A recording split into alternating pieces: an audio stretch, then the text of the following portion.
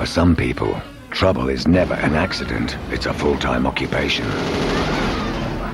Michael Caine, Sean Young. You were a spy, weren't you, Harry? Bob Hoskins. Kill him!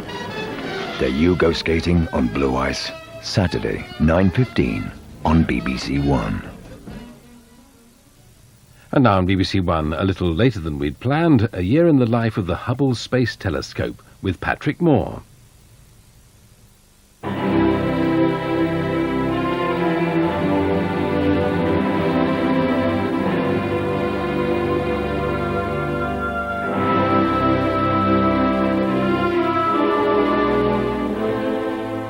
Good evening. A few weeks ago, there was a total eclipse of the sun.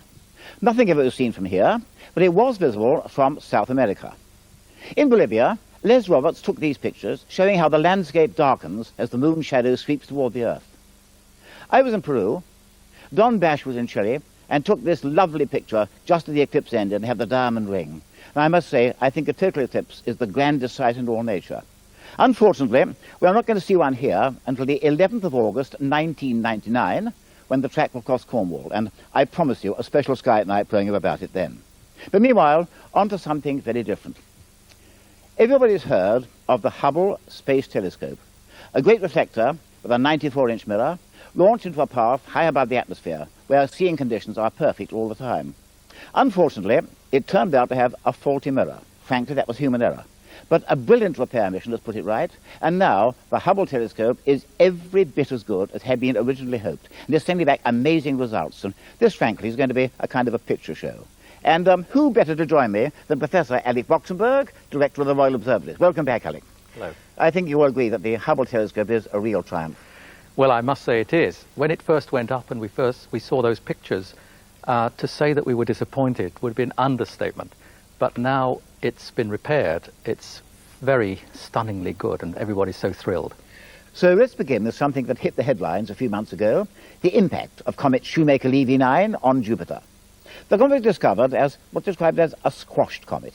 It was going round Jupiter, and what had apparently happened was that it had been behind Jupiter and had been literally torn apart by the giant planet's gravitational pull. So it emerged rather like a string of pearls. And then it was found that it would actually impact the planet in July of this year, which it duly did. And we all waited with bated breath to see just what was going to happen. And the best views were obtained from the Hubble telescope. Look, for example, at this.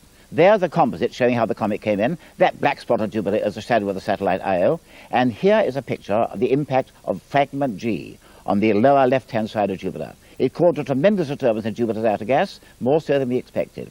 And this magnificent picture shows what really happened there. Remember, of course, Jupiter has a gaseous surface. But the impacts were very much greater in extent than anyone had predicted, and they were very obvious indeed, weren't they? Oh, they were immensely so. Everybody who had a telescope was watching that. Several impacts, of course, occurred, and the one that you now referred to, which is impact G, near the edge of the limb there, that was one of the major ones. You can see the sort of circular geometry of the impact area. That's having an effect on the atmosphere like the sonic boom has on the Earth. And there's by the way, there's the D, which happened about a day earlier than the G, right in the same picture. Now, this is a view as if you were looking over the atmosphere, right on top of it. It's been sort of deprojected. And that's an astonishingly clear picture of one of the impacts. The other impacts, which occurred in sort of a sequence, were interesting to watch. Here's an image of Jupiter in a sort of Mercator's projection that is how it looked before any of the impacts. And then after everything happened, this is how it looked after in fact, the last impact. So those holes in the image are simply gaps in the pictures as they were put together to make them look the same in terms of the coverage. And as time went by, this is a few days later, you can see the development of these plumes and so on. There are east-west winds which gave shear to the structures, but the interesting thing is, as you can see here too in this final picture, the color looks roughly the same. So the chemical constitution of the material, which is basically the comet material, remained roughly the same, and it just dispersed in the winds, in the wind and weather structure of Jupiter. Well, you can see a good deal from Earth. I mean, I had good views from my own observatory, but of course nothing like that, and Hubble's given us by far the best views. And fascinating to see what's going to happen when Jupiter comes back into view again, which it will do in a few weeks' time. But Hubble's main task lies far beyond our own particular solar system. For example, there's a remarkable exploding star called Nova Cygni, and there it is right in the middle of the picture. And that's produced a shell of material around it that Hubble has viewed, and very interesting indeed. Well, it's very fascinating. A nova is a star, it's a sort of degenerate star, white dwarf in fact, at the end of its life, being rained upon by a companion star, and that produces quite a hot atmosphere, and in fact thermonuclear reactions occur, and this shell structure came from that. Now this is an image which Hubble saw before the repair, and it looks a little fuzzy. In fact, it's not terribly fuzzy because it's been computer enhanced, but nevertheless it's fuzzier than it would be with the current optics. But this shows how it was some months before the second time it was looked at, which is now, this image shown now, and that's after the repair. Now it is somewhat clearer, yes, but the actual change in the structure of this gaseous shell is very clear, and that is the first time anything like this has been seen. I've been very impressed particularly by Hubble's pictures of that remarkable southern variable star, Eta Carinii. Eta Carinii is a very, very peculiar object. It's flared up in the end of the 1830s to the 1840s. I think it was at its brightest in 1841, maybe the second brightest star in the sky. And it's been changing ever since.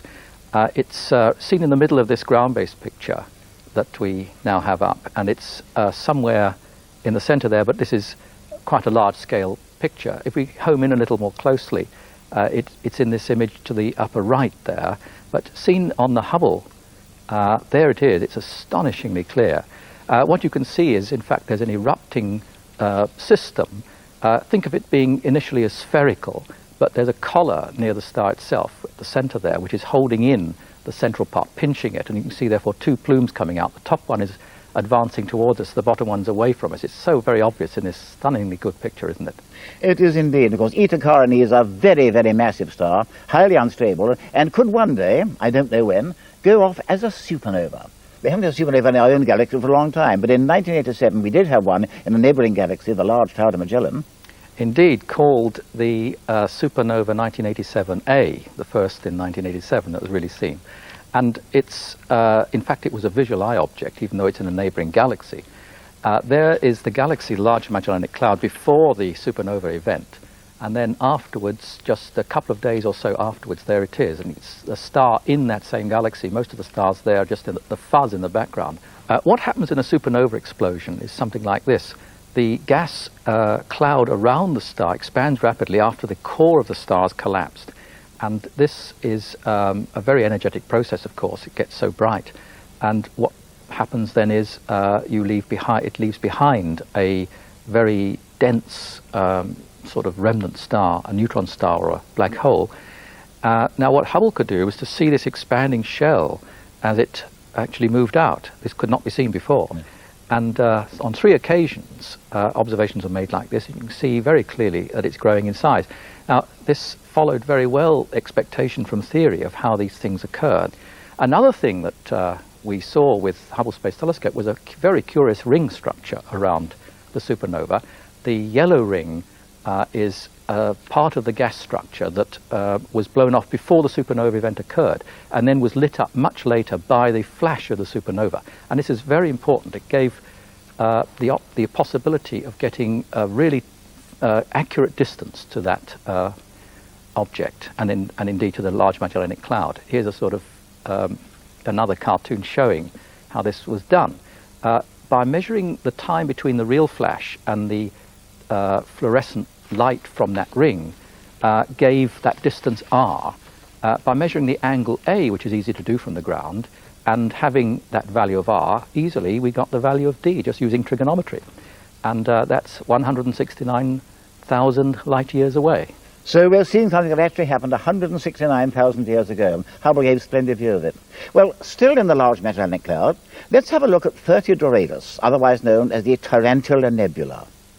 Well, this is a very important region that's very obvious in the Large Magellanic Cloud. It's a gaseous region lit up by stars which are forming, and there's a region in that system called R136, which at one time, from ground-based images, seemed to be just a few stars, and if there were just a few, they were so massive that it was not really supportable with known theories.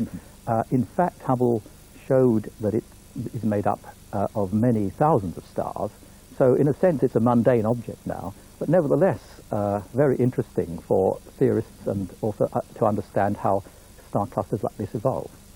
Well, it's a great pity that the large cloud is too far south to be seen from here. We can't do that, but we can see the lovely constellation of Orion, which dominates the winter sky in the evenings. Look in the south, and there you will see it, the celestial hunter, with the lovely orange-red star Betelgeuse in the upper left corner, and the supergiant Rigel lower right, 60,000 sun power. And there are the three stars marking the hunter's belt. And below the belt, the misty sword containing the gaseous nebula M42, Messier 42. And that is a stellar nursery where new stars are being born. New stars are indeed being born. We're only really seeing part of that nursery. What it is a really large gaseous structure which has a lot of molecules and dust, and what we're seeing is only a part which is lit up by stars formed near the sort of nearby edge of it. It's like seeing a cave lit up by a fire, whereas the rest of the mountain is not in view. And several images, of course, obtained from the ground, very good ones. Here's a nice ground-based image, but the Hubble Space Telescope was able to focus in on that and look at the wonderful structure, which is now very evident. And amongst all the gaseous structures that one sees there are very interesting regions like this where new stars are being formed. There's even sort of protoplanetary disks around them. There's one in silhouette. There's enough mass in that dark bit that's in silhouette against the bright background to make up several Earths around that central star. The way that stars generally are thought to have formed, and it's not a very difficult process, is that the gas which was originally there got pulled together by gravity and hot enough in the center to produce a thermonuclear furnace, basically hydrogen burning to helium initially, and as that got into a nice stable condition, the residual material around went into a sort of disk-like structure and eventually coalesced to form the planets we know so well. Well, of course, the Orion Nebula is not that much more than 1,000 light years away, but Hubble looks very much further than that. Look at this magnificent picture of the spiral galaxy Messier 100 in the Virgo cluster. Now, Hubble has made a very accurate measurement of the distance and velocity of this galaxy. And that's turned out to be very important indeed, because it's rather upsetting many of our theories, particularly what we call the Hubble constant. But I'm not going to say more about that now, because we're going to devote the whole of our next program to it. But suffice to say that M100 is about 51 million light years away. Much nearer home, what about our own particular galaxy, the Andromeda spiral? I can just see that with the naked eye. There's a ground-based picture of it. And here's a ground-based picture of the center of that galaxy. And it seems single. But Hubble's looked at it very carefully, and it's turned out that the nucleus appears to be double. So why is that? Can it be that M31 has actually swallowed up a smaller galaxy? It's possible. And galaxies do occur in clusters. Here's a picture of the Virgo cluster, again a ground-based one, and there are galaxies of all kinds there. And the main galaxy in that is M87, Messier 87, a giant elliptical system, and that ground-based picture shows a curious jet coming out of it. It's also a strong radio source. Radio astronomers call it Virgo A.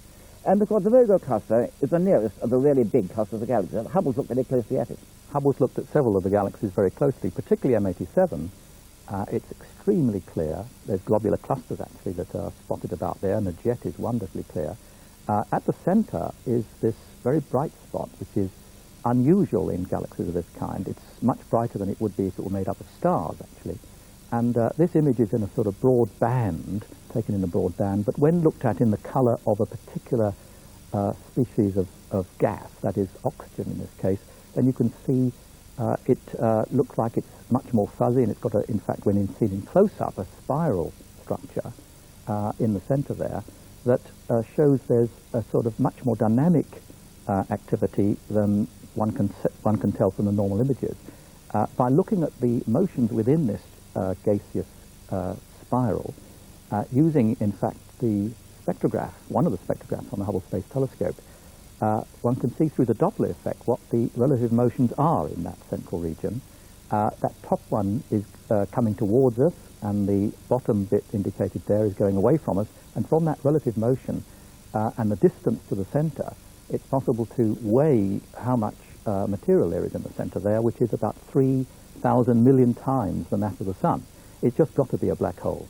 Well, I wonder. Because there are plenty of active galaxies. What about NGC 1068? That's another. It's another quite close by active galaxy. And this one is probably much more energetic than the one in M87, the central region of M87. But we can't see the core itself. It's obscured by a gas and dust ring around it, and the ring is sort of in our direction. What we can see is the beam coming out from the very bright luminous object which is surrounding the black hole. And it's that beam, just like a searchlight beam, that is so evident in that object. It's not possible to see the bulb of the searchlight, but that beam shows there's an immense energy in there. And what is all this telling us about the ways in which galaxies evolve? Having sight of nearby clusters like the Virgo cluster tells us how these galaxies in general look at the current time. I mean, it's quite a long way from it, but it's the current time. And looking at earlier galaxies, which we can do with the Hubble Space Telescope, here's one which is at a redshift of 0.4, which puts it something like at half, as we see it, half the age of the universe. And what we see here are structures which are the same sorts of galaxies that we know, but in a rather different proportion, and also many more interactions between galaxies. That interacting pair is very clear. You can see the gas between them swirling about, actually one gaseous structure almost being shared between two galaxies. That happens rather frequently in these early clusters. There's also many more spiral structures compared with what we now see. So there's clearly an evolution that we are observing. Here's another cluster which is even further away, those very fuzzy images, redshift 2. That's very close to the maybe a 10% or 15% after of the age of the universe, after the Big Bang. And the central object, incidentally, is a quasar, which is the most extreme form of active galaxy. And that bunch there looks even more extreme than the nearer galaxy cluster that we saw from the Hubble Space Telescope. So we can trace out from very early times to the current times how these clusters have evolved, and it's clear that there's big changes. A great deal has been learned, too, from the gravitational lens effect. Many of these galaxies that we see in these very distant clusters seem to be curiously elongated. And if you were to think they were simply spiral galaxies on their edge, then statistically there's too many of those. And in fact, what we can see rather clearly in many cases is that these are imaged by some intermediate object acting as a lens, but in this case a gravitational lens. In fact, it's like an astigmatic lens in most cases. And it pulls this out. So that's really a very much more distant galaxy seen in better focus, but also distorted by this intervening mass of material. And in rather extreme cases, whole clusters of galaxies do this to the background. Here's a very interesting example that Hubble Space Telescope showed. If you focus in on one sector there, you can see that those elongated galaxies make out a sort of circular structure. And from measuring those, the mass distribution of the lensing mass, which is a whole cluster of galaxies, can be mapped out, and that's really astonishingly important. So we're looking right out into the depths of the universe in a way that only the Hubble telescope can do, where the seeing is perfect all the time. But in our own solar system, Hubble hasn't neglected that. And after all, most of our knowledge of the outer planets comes from one probe, Voyager 2, but Hubble is now having a look at them. Let's have a look, shall we, at what is shown us about the green planet Uranus, discovered by Herschel way back in 1781. And there are 3 pictures of Uranus. From Earth, you can see very little on it, but you can see something there. You can certainly see some structure in the atmosphere. In fact, that's a sequence of about 8 hours where something in the atmosphere is being a bright spot is clearly moving. One can see what the rotation period is. Of course, it's seen nearly pole on in this case, so one has to interpret that. But it's very it's new and very interesting. The gaseous surface, there's got very little there, but it also has a system of rings, and Hubble's given splendid views of those. The rings, incidentally, in this case, in this picture, it's not drawn in. It looks like it is. But that ring at Ceylon, that was not actually like that before. It was inferred because one could see from a background star, as the ring crossed, it dimmed the light of the star. We knew something was there, but not seen as clearly as this. It's really quite amazing to see that ring and also the inner ones not really appreciated until we saw it with the Hubble Space Telescope. And only Hubble can do it. And we've even got pictures back of the planet Pluto and its satellite Charon. Yes, for a long time one didn't know that Pluto had a satellite, but from the ground one could in the end detect that, and other methods, specular interferometry, one could indeed find that extra companion. But from the Hubble, not only the fact that it has a companion, and so clearly seen here, has been seen, but also structure on Pluto itself.